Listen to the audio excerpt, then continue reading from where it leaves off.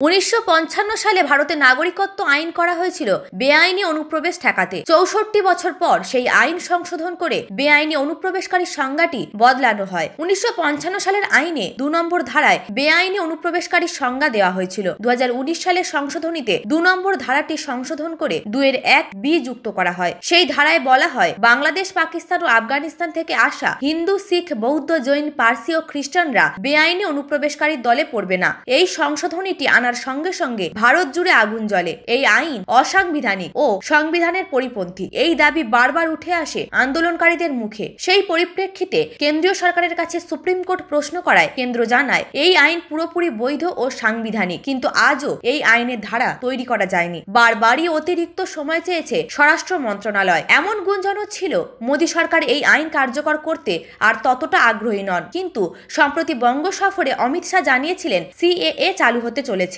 আর এবার সামনে এলো স্বরাষ্ট্র মন্ত্রণালয়ের কর্মকর্তার দাবি। তিনি বলেছেন, রুল তৈরি হয়ে গিয়েছে, অনলাইন পোর্টালও প্রস্তুত। এই পুরো প্রক্রিয়াটাই অনলাইন এবং আবেদনকারীরা মোবাইল ফোন থেকেই আবেদন করতে পারবেন। সেই সঙ্গেই তার দাবি, লোকসভা নির্বাচনের ঘোষণার আগেই চালু হতে পারে সিএএ।